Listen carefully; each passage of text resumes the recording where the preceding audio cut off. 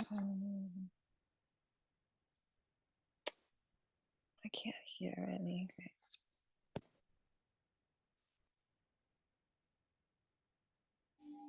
Now you can, I hope.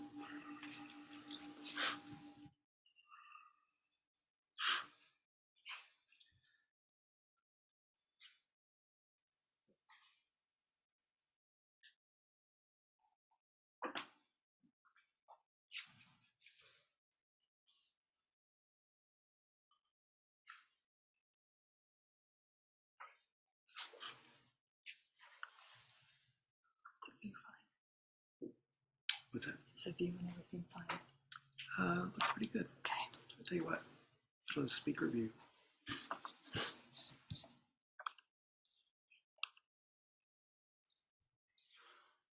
There's that guy. Can you tilt it back a little bit? Cut my head off. Oh yeah. Thank you. Mm-hmm.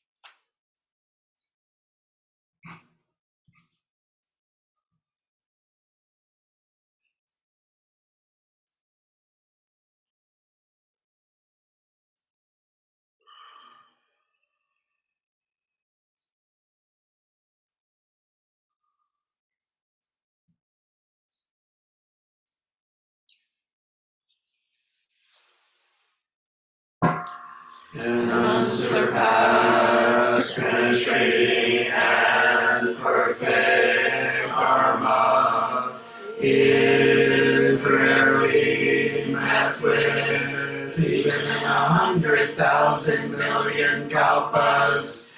Having it to see and listen to remember and accept, I vow to taste the truth of the Tathagata's words. Good morning, everyone. Morning. Here in the Zendo and also online. On this, our very last Dharma talk of 2023. So I was asked to introduce our speaker today. My name is Susan, and our speaker is Ross Blum. Ross has been a longtime resident here at Berkeley Zen Center. My feeling is that his dedication to this practice and to all who come through the gate of Berkeley Zen Center in the past and in the present and in the future is a great source of encouragement and support and inspiration to many of us.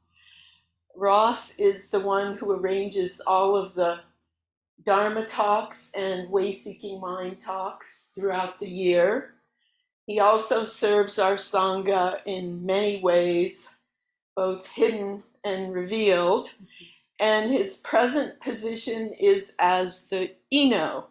The Ino is the person who oversees the running of the Zendo, the temple, the forms, the practices, the Doan Ryo.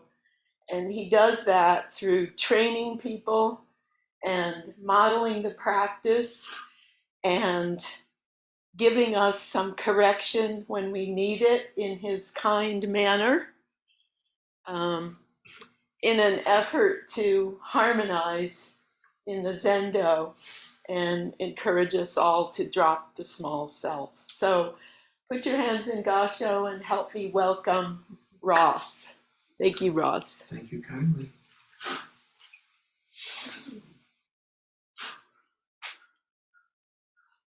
Well, that's my talk for today.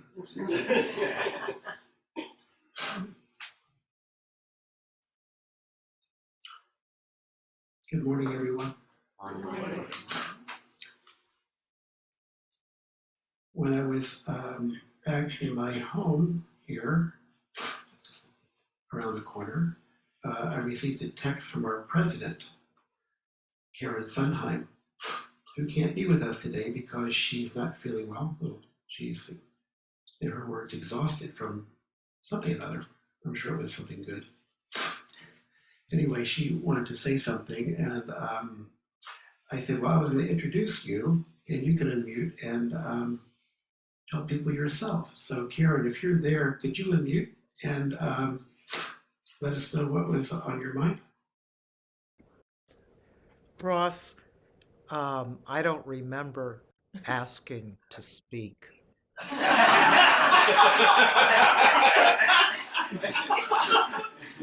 Well, I'm the Eno, and I know that you wanted to. Okay, Thank you. I would like to wish everyone a tranquil, refreshing interim after we close today and up until New Year's Eve when we reconvene. Please enjoy peace and rest and Happy New Year. Thank you for remembering.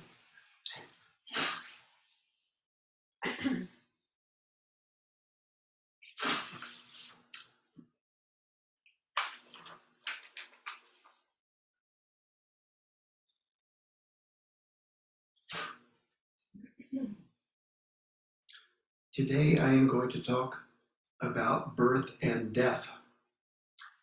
There's a fascicle of Dogen Zenji's in the Shobogenzo called Shoji, birth and death.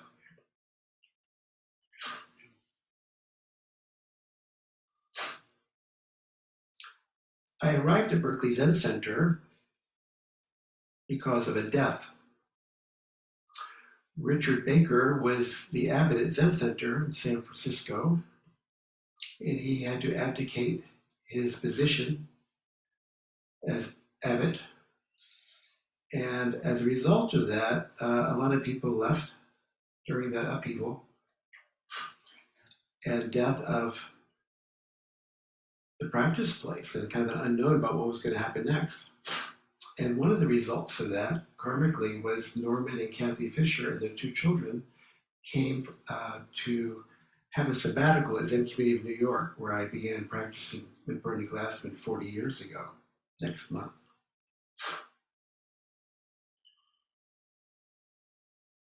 I only knew about Maizumi Roshi lineage, which was Bernie's teacher. I didn't know anything about Suzuki Roshi and this wonderful Bay Area practice back there. I did have a copy of Zen Mind Beginner's Mind, but it didn't resonate the way it does now.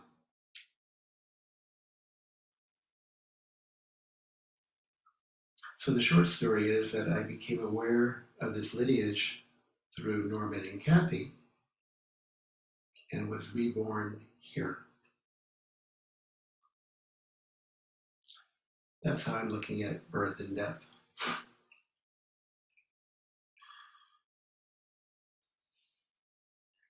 The last few years I've been thinking about death, my own death. I don't know of any particular illness that I have that I should be concerned that I'm going to be leaving you all soon. I just want to get through this another hour, 11:30, then I feel I'll have closure.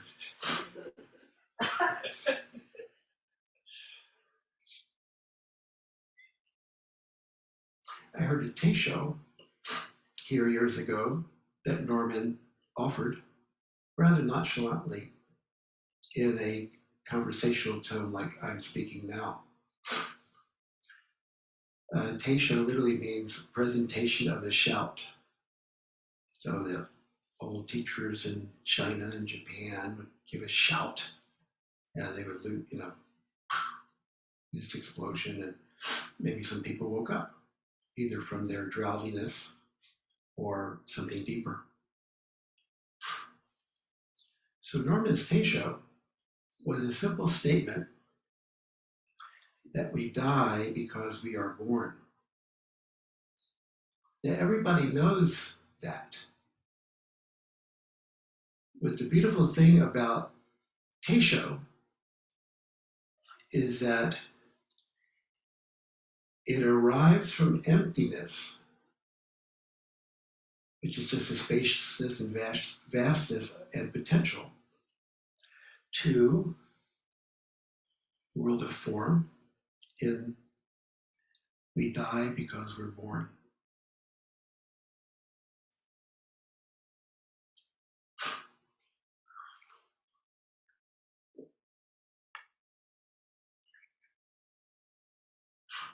And Teisho stops discursive thinking. When we are thinking discursively, which has a place in our life, figuring out things, figuring out ourselves, the stopping of that cuts through the separation of me thinking about something to just this. And the gap of self and other, self and a feeling of separate self is extinguished. It isn't necessarily thunderclaps and lightning as we read in the scriptures. It can be as ordinary as we die because we're born.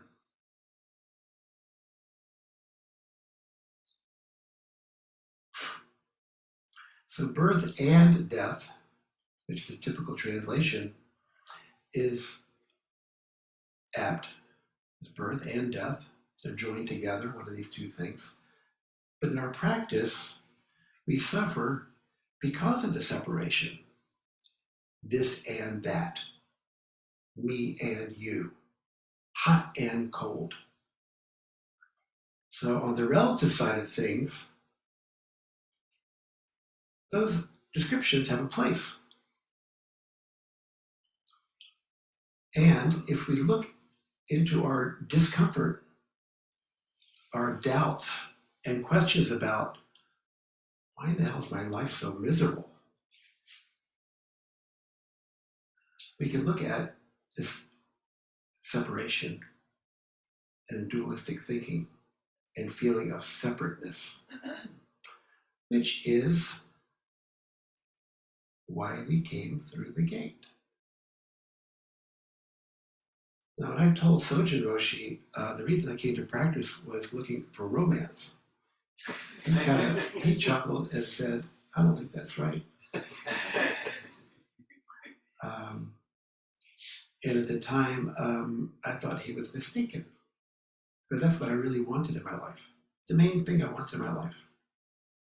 I just wanted to be in a romantic relationship. And so, because I was feeling separate and desirous of that relationship. So over the years, I sat here and studied here and conversed with people and engaged with people and was happy and sad and all the usual things that happen in life. And then my wife at the time and I went through a divorce. So from my happiness of no gap, I've been in a romantic relationship for all those years, to suddenly,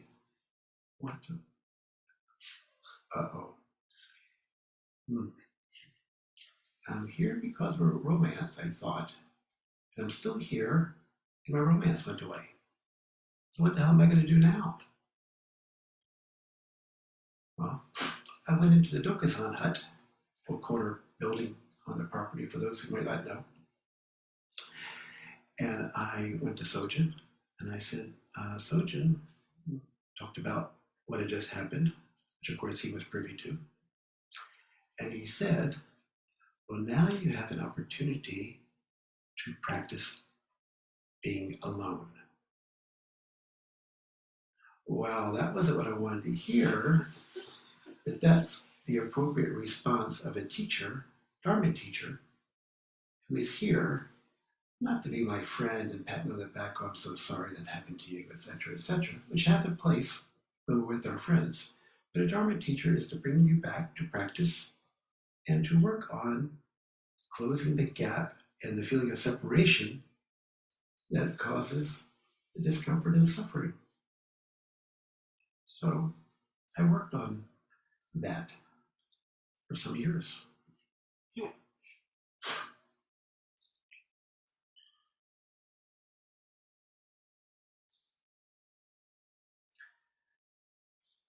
So birth and death and suffering or discomfort, it's all about the first noble truth. Life is unsatisfactory, upsetting, some sense of separation and discomfort. Life is suffering. Well, that doesn't sound too appealing to investigate. Who wants to investigate discomfort and suffering when you're living it, when I'm living it? Well, there's another way of looking at the first noble truth. And Kos, when he did his translation, birth and death, he put hyphens in between birth and death, which views it as one thing. Birth, death.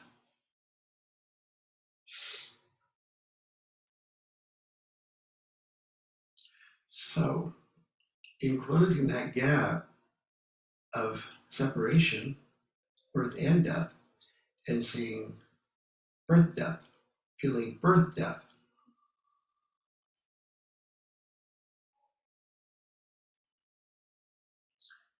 was it sad that Richard had to abdicate abbacy? Well, in some ways, yes. Some ways, no. For me, the result of that death was my rebirth here. So birth, death, intimately related. We talk about them separately, but it's not one Buddha bowl, and it's not two Buddha bowls. It's just this.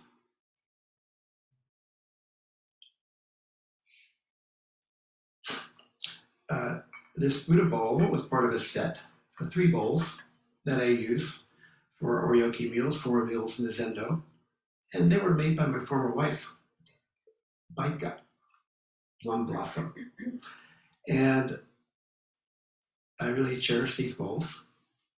And they were inadvertently knocked off the table that the servers eat at upstairs many years ago by a concerned resident of that apartment at the time, because a cat had jumped up on there and they were concerned that a cat would do something. Well, the cat can take care of itself. That person knocked the bowls on the ground. And she gave me back my bowls wrapped up in cloth, and they're the sound of shit. And so I opened them up, and there they are. 2 bowls, the inner bowls, all solid, cool, round circles. And this one. Well, I can't eat out of this anymore. But it was during Rahatsu, and I made an offering to Buddha because the resident upstairs didn't knock the bowls off the table. Buddha knocked the bowls off the table.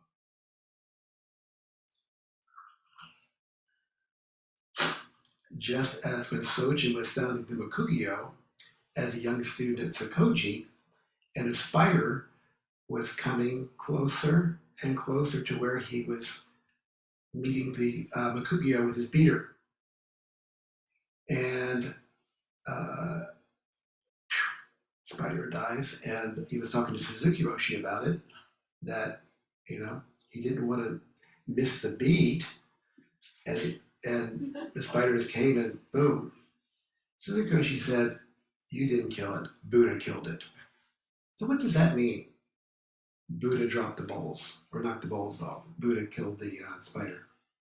Well, Buddha represents the harmony of the horizontal and the vertical. It's all one thing, and it's many different things. Yes, Sojin had the striker. Yes, this person knocked the balls off. But the harmony of that, the closing the gap of that dissonance and upset is Buddha. Causing conditions, not a personal thing. I'm such a bad person. It's not a personal thing. It's causing conditions that make you a bad person. You're okay as you are. I'm okay as I am. So, in that apartment lived Dolly Gotosi, longtime sincere practitioner. And she died up there. And shortly after she died, this bowl appeared in the community room. Now, I don't know if it was hers, but it was in the community room kitchen on the shelf there. I'd never seen it before. And so I took it. And now it's my Buddha bowl. But of course, one of these days when I die, somebody will go through my apartment and pick out different things most likely to take as mementos of Ross's this and Ross's that. And this bowl will be reborn in someone else's Oryoki set, maybe? Who knows? But the moral of the story is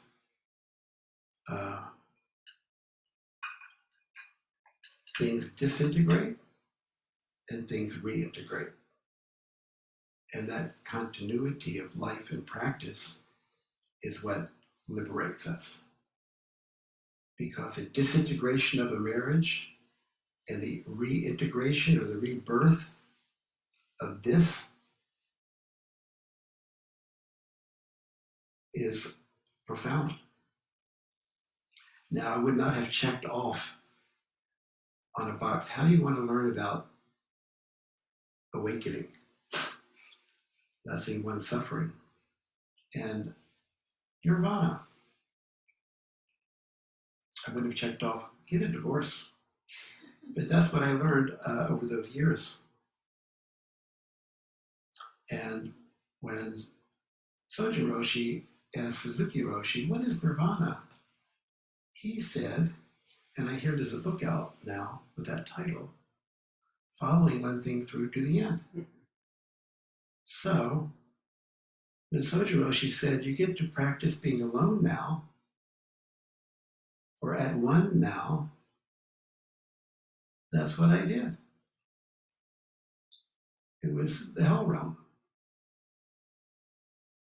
I remember being the Fukudo, sounding the Mukugyo, and like, what could I do to get rid of this discontent and keep the beat?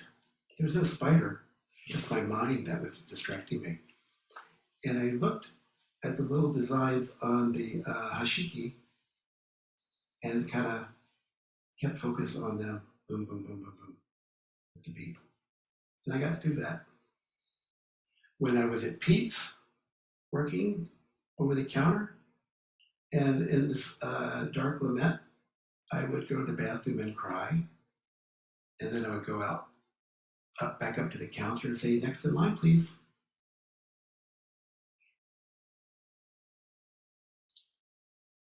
One source of suffering and discontent is looking at time discontinuously, relative time. So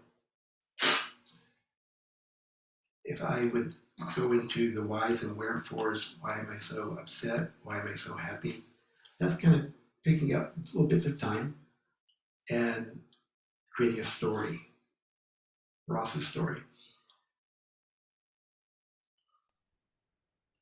But in continuous time, it's just the flow of one thing to another.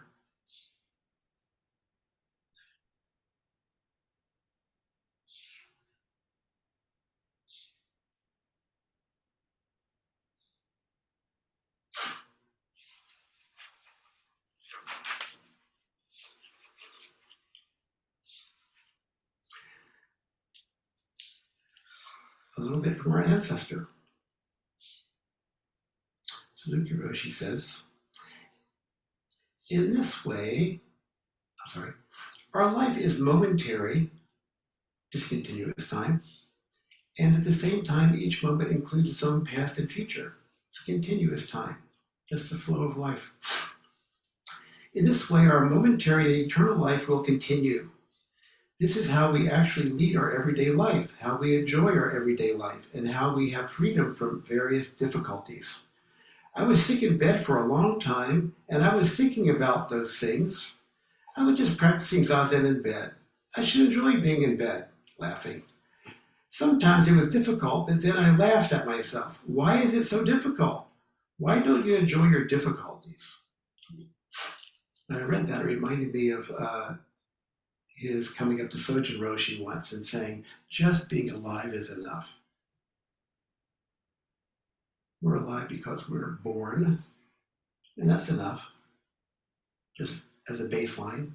But then we start thinking and separating, and then we go to Berkeley Zen Center to figure it out.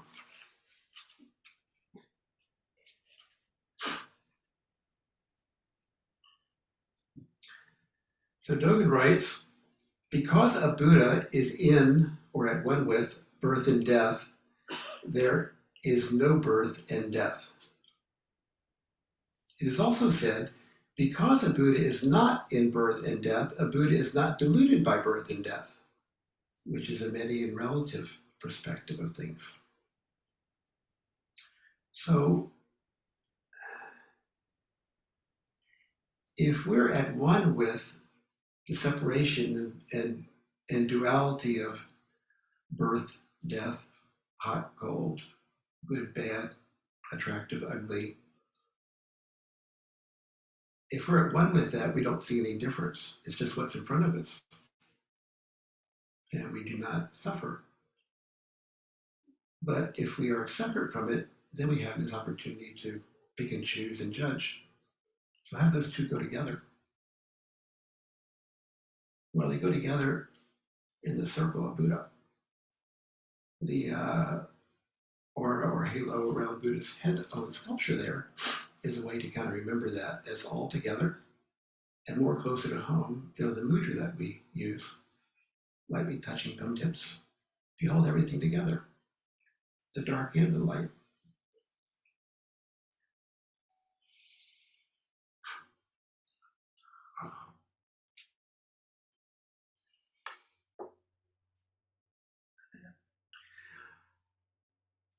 Years ago, I was in New York City on the subway, and my friend and I got in the car, and there was nobody in the car. It's kind of odd. And then it started getting warm, and then it started getting hot. The air conditioning was not working. And we looked down the other car through the window of the door, and it was crowded. So there's some smart people. Get to the cool place. So my friend said, let's go. I said, no, I'm sitting here. So, upright posture, breathing, inhale, exhale. Eyes lowered. You can do Zazen anywhere. Suzuki Roshi was doing it in his bed, and I was doing it in the subway. And then the heat went away. There was no longer any hot or cold. Well, how did that happen?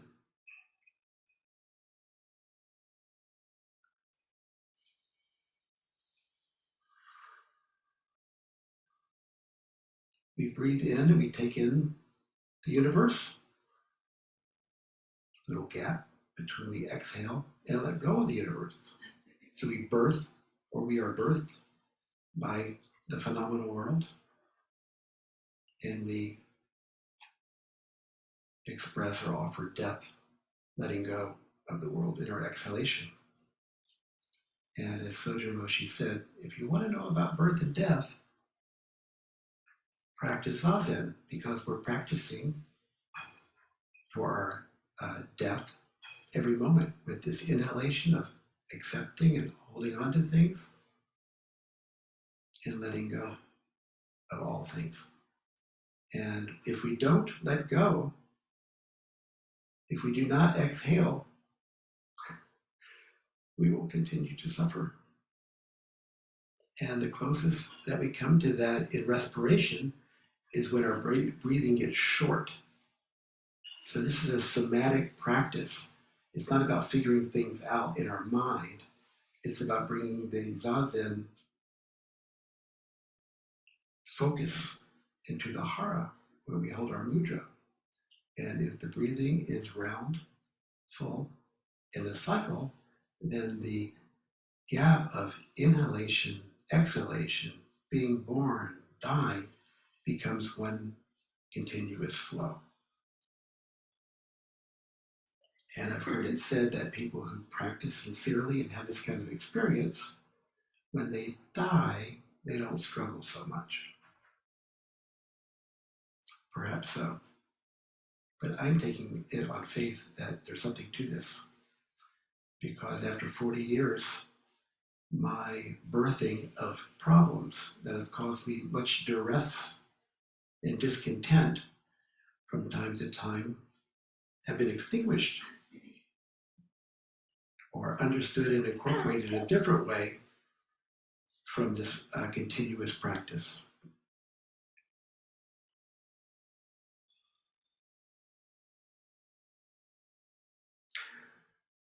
When Soja Roshi died, January 7th, 2021, Hozan asked me to come down and sound the Densho bell, which is hanging right by Susan.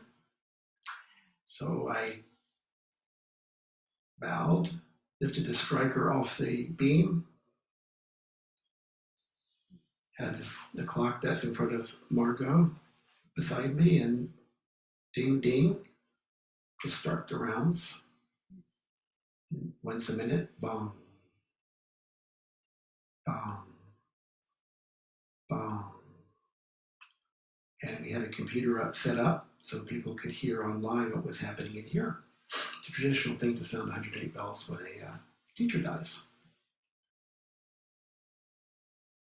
And we've done that for students who aren't teachers and teachers who are not students. Anyway, within a little bit of time,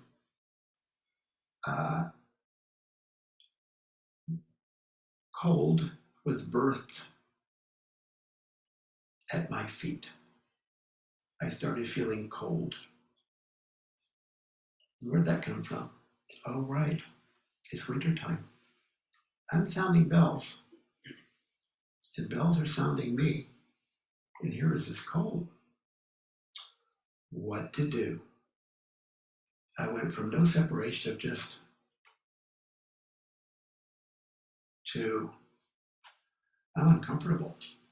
I am uncomfortable. There's separation for you. So I looked over to support cushions, those square cushions that you see. I could put one of those down and get my feet warm. And then I thought about Soja Roshi being at Tassajara in a huge snowstorm, and there was no food. And he fashioned, along with Reb, some snowshoes out of tires and climbed out of Tassajara to bring food back to the students there. 14-mile trek in the snow, probably cold, on his feet. And I thought, well, if my teacher can do that, I sure as hell can stand here for 108 minutes and have cold feet. And as you might imagine, after a while, the cold went away. And that was that.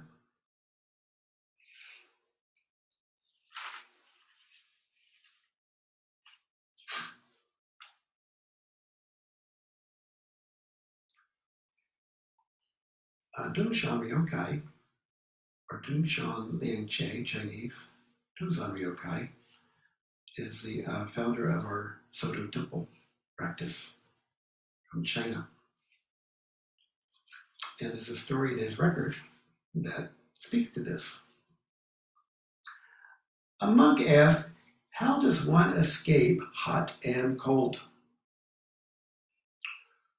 Tozan responds, "Why not go where it is neither hot nor cold?" said the master. Students perplexed. "What sort of place is neither hot nor cold?" asked the monk. "When it's cold, you freeze to death.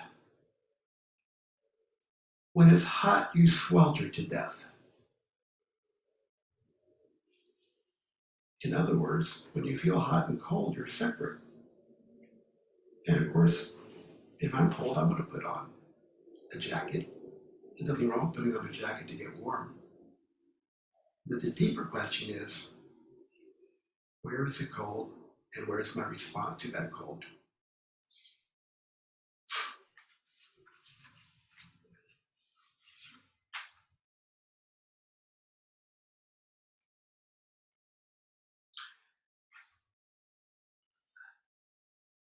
Soji Roshi said, "The greatest suffering is not understanding birth and death and developing stories from discontinuous time." What is the story of continuous time? Dogen's Soji, birth and death, isn't a straight line as we think birth, death.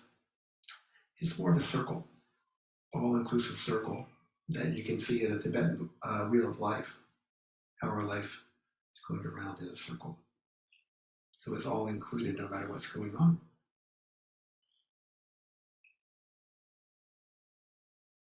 You know, it took me a couple of years to feel settled here. I was missing New York.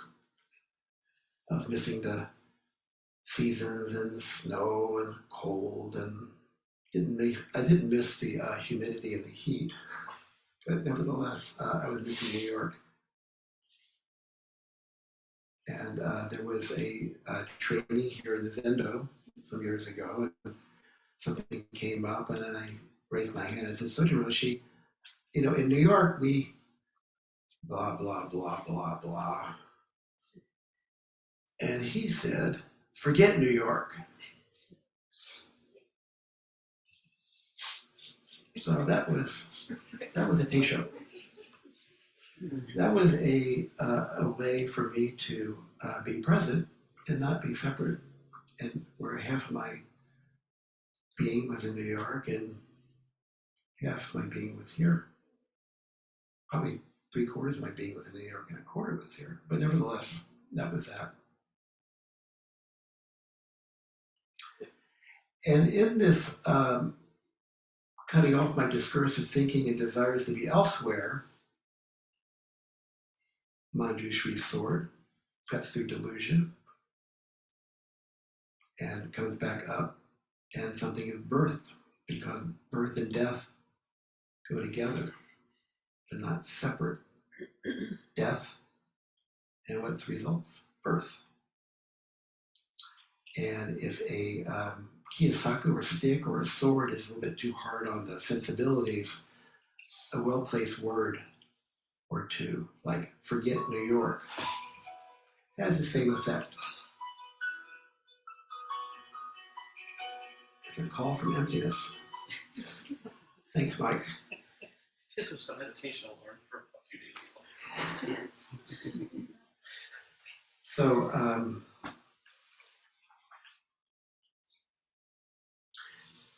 Teishos typically are thought of as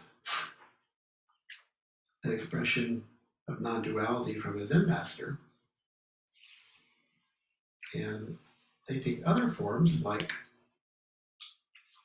plum blossoms.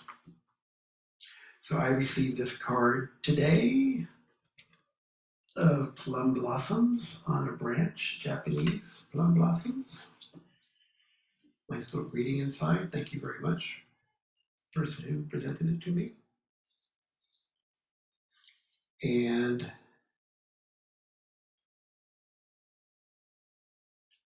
I woke up to something when I saw these plums this morning, and a memory of being in Kinhan, which is walking meditation here, or wherever you're doing it. I happen to be doing it during a 5-day sesshin, walking down this aisle here. So I'm walking down the aisle upright, and my eyes are lowered as directed.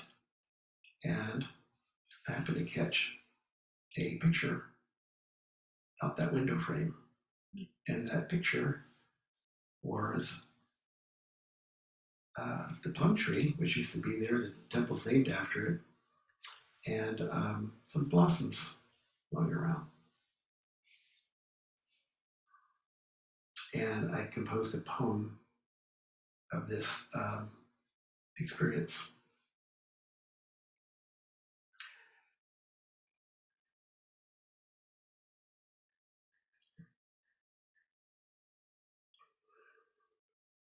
Longing for the snowflakes of my ancestral home, there in the Zendo window, a flurry of plum blossoms.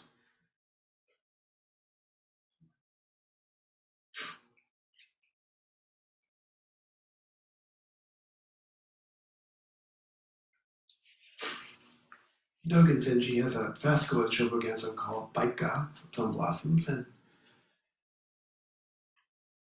one of my favorite lines in that fascicle is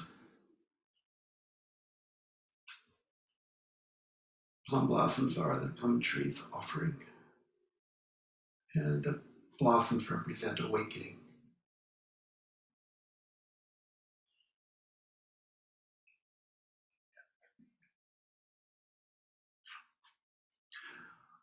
Well, where is home, ancestral home? Sojin often said, or asked that question, where's home? Where's your home? Oh, it's over there on Oregon Street or back in New York.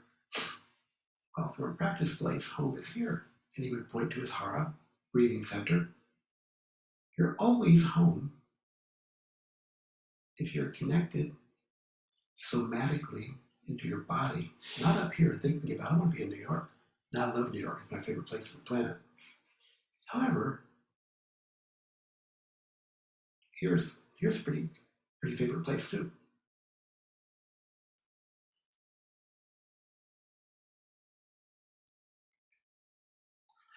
Suzuki Roshi says, mind follows breath into the body. So it's bringing the mental activity above the neck into the body. Or as Paul Disco said, Japanese Zen is from the neck down. American Zen is from the neck up. Oh,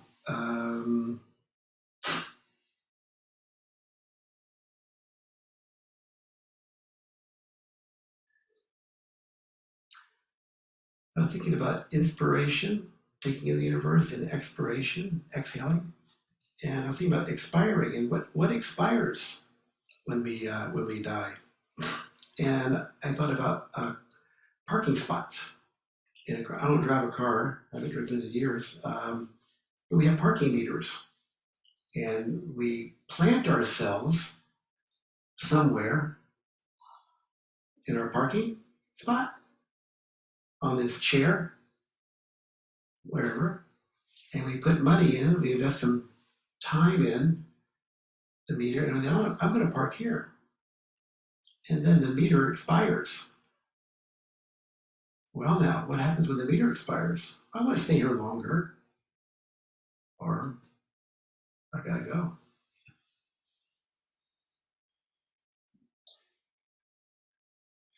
So if we practice expiration and letting go, then when it's time for us to go, I believe we'll have an easier time of it. And if we resist and we want to put more money in the meter to stay around longer, I think we're going to suffer. I think I'm going to suffer if I try to do that. And it's interesting about wanting to stay around and wanting to get the hell out. When things are good, I want this party to continue going. And when this party is not so good, I want to get the hell out of here. So that's our mind wanting to be comfortable and joyful. That's completely natural. But we don't really have a choice.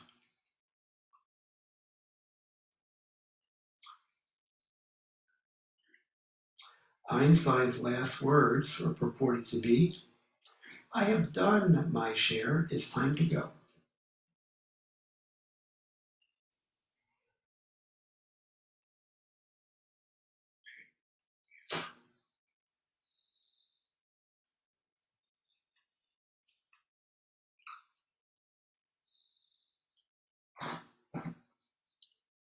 Someone told me once I should blow my nose, After 67 years, I still haven't learned to do that.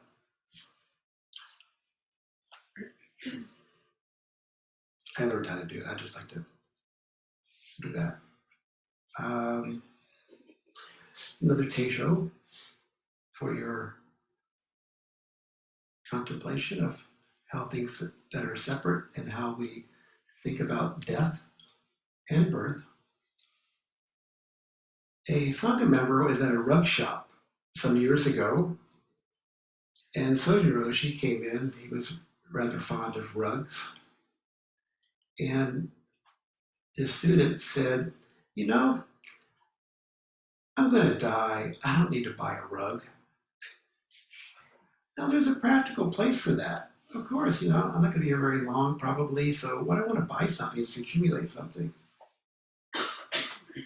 So, that's discontinuous time. Soji Roshi, who was considerably older than this person, said, I'm going to die and I'm going to buy a rug.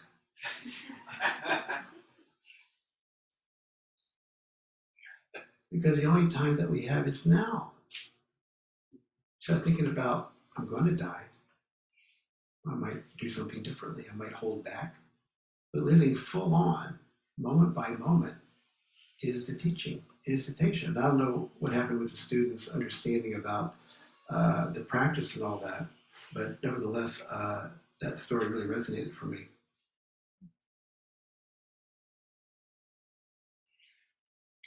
There's a koan, Sun-Faced Buddha, Moon-Faced Buddha, and that koan basically is speaking about whether you live for one day or 1,000 years,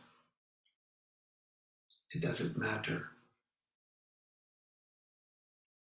You live fully, and that's what counts.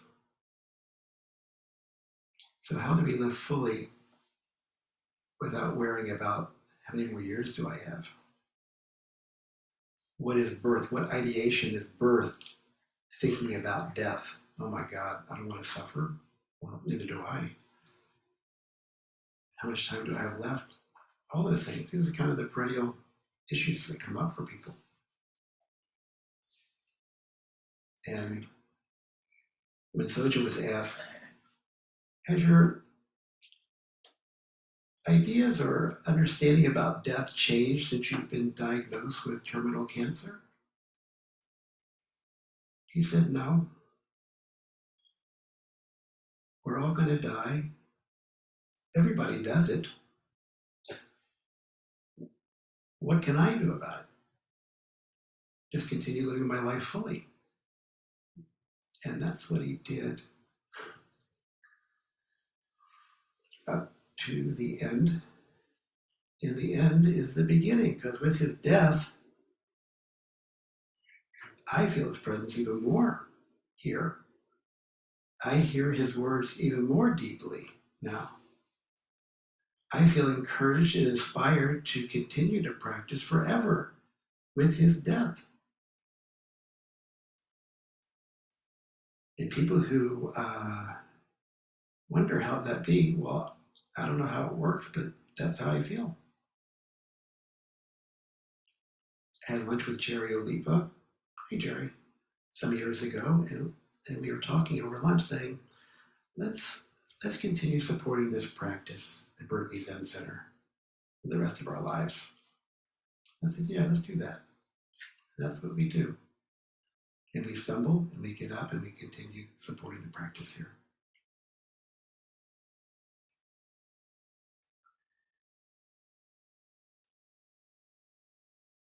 In the Heart Sutra, it says, all dharmas are marked by emptiness. integrating into form and disintegrating into emptiness. Fran Tribe was the first president of Berkeley Zen Center many, many, many years ago. Her memorial stone is in the back garden. She and her husband Al were long-time, old-time practitioners who supported the practice. So she was in the hospital near the end of her life, and a friend of mine, I visited her with a friend, and then my friend visited her alone sometime after that. And I remembered that hearing about that conversation, I contacted my friend and I said, you know, what did Fran say? I want to put it in my talk. And she wrote me. In the hospital at the end of this life, she said,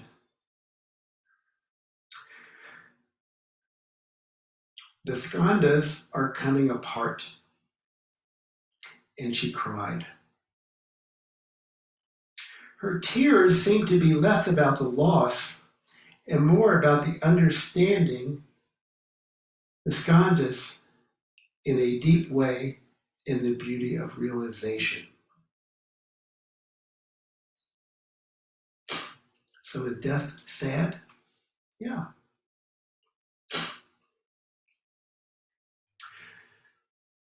In closing, one more story around Soja Moshi, when he was talking about conducting memorial services and funerals. And he said, these ceremonies in death, it's not awful, it's awesome.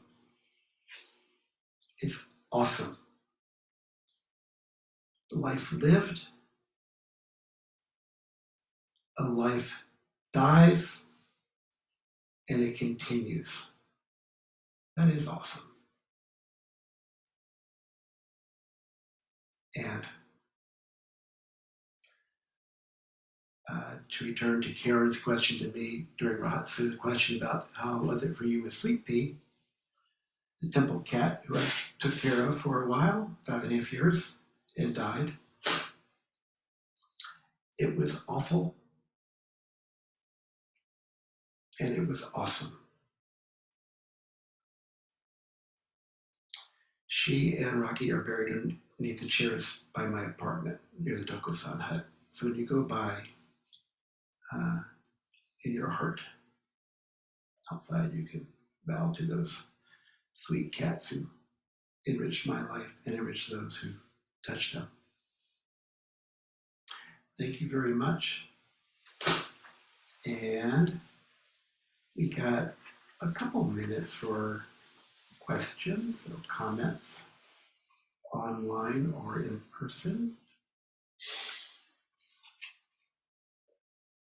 Hey, Ben. Hey, Ross.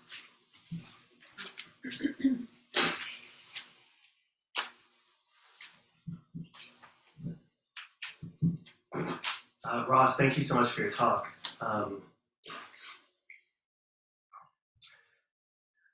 You shared a couple deep experiences of loss, like for instance with your divorce and practicing with that.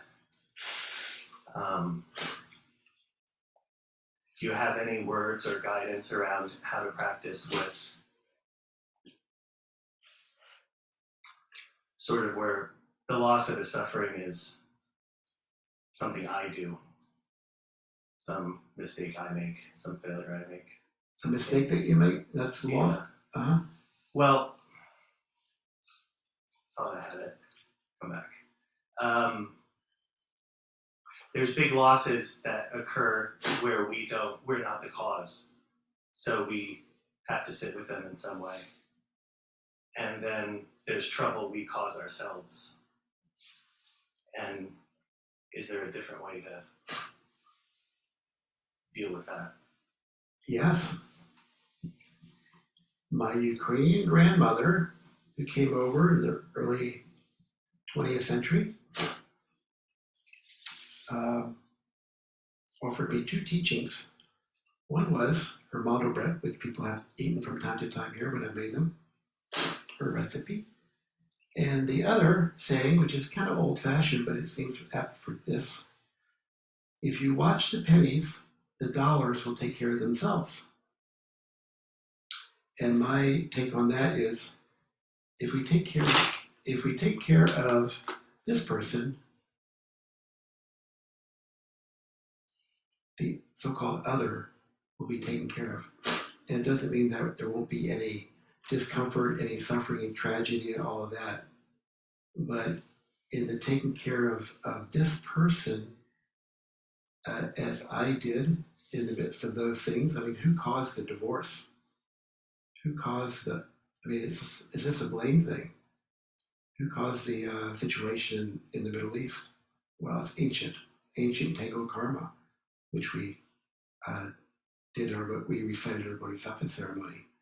So I believe the best investment is watching pennies.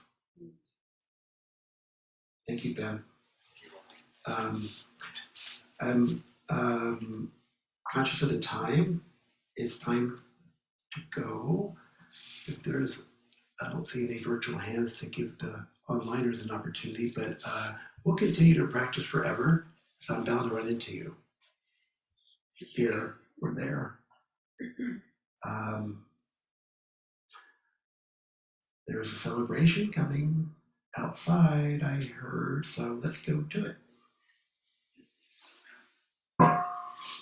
Beings are numberless. I vow to awaken with them. Delusions are inexhaustible. I vow to end them. Dharma gates are boundless. I vow to enter them. Buddha's way is unsurpassable. I vow to become it. Beings are numberless. I vow to awaken with them. Delusions are inexhaustible. I vow to end them. Dharma gates are boundless. I vow to enter them. Buddha's way is unsurpassable. I vow to become it. Beings are numberless. I vow to awaken with them. Delusions are inexhaustible. I vow to end them. Dharma gates are boundless. I vow to enter them. Buddha's way is unsurpassable. I vow to become it.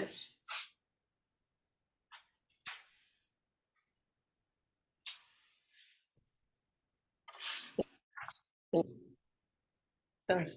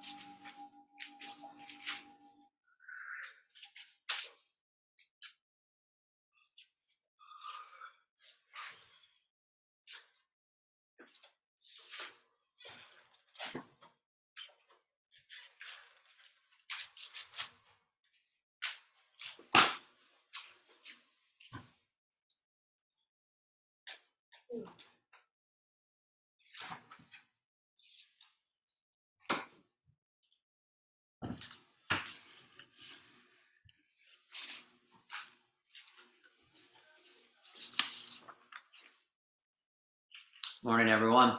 Good morning. Welcome to Berkeley Zen Center. welcome to everyone online, and a special welcome to anyone joining us for the first time. My name is Joe, and here are some announcements. If you have any questions about practice here at BZC, if you're new or newish or just have questions, please speak with today's Zazen instructor, which is Ikushin Jerry Oliva. And so as was mentioned or alluded to earlier, we have our winter interim break starting now until New Year's Eve. Informal Zazen will be announced, so that announcement will probably come over our listserv. So please sign up for the listserv if you want up-to-date information and you haven't joined yet. That New Year's Eve sitting will be on the 31st from 8 p.m. until midnight, followed by a bonfire and refreshments. Again, keep an eye out on the listserv or check the website for more details on that.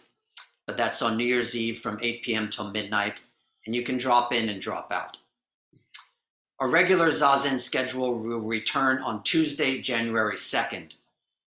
And then on the first Saturday of the new year, January 6th, we'll have Sojin Roshi's annual memorial. So please make sure to come to that. Also, after today's program, we're going to have a small celebration for Abbot Hozan's birthday. So please stick around for tea and cake. And as you probably know, Sojin Roshi's new book, I believe, is available today at the bookstore. So a couple reasons to hang around and to chat with folks. For more information about any of our programs or membership, please check out the bulletin board that's in the courtyard or our website. And to make a donation, there's also a donation box in the courtyard and a generosity tab on our website. If I get 2 volunteers to help clean up and wash teacups after we're done with the tea and cake, you don't have to know what you're doing. We can guide you. Maria Teresa, thank you. Yeah. One more, please. Thank you. And those in the Zendo, if you could please maintain silence until you're off the Zendo steps. Yeah. Yes, I encountered Helen on the way in. Yeah. And she said that she will be at the library. She's able to do it. Yes. So the library is going to be open today from 11:30 to noon for browsing. If you have any questions, Helen Chang can help you out. And so for those in the Zendo, as you're leaving, please maintain silence until you're off the porch. Then feel free to socialize. And for those online, please feel free to unmute and greet one another. Thank you all. So happy to see everyone. Oh, good to see you, all you far-flung people. Take care. Good health. Good to see you. Thank you. Randi. Happy New Year. Hi, everyone. Yeah. Wish I was there for the celebration. Be well, everyone. Ooh. Hope everybody gets well soon in case some of you are home for the reason I'm home. Sorry to hear it, Mira. Good health to everyone.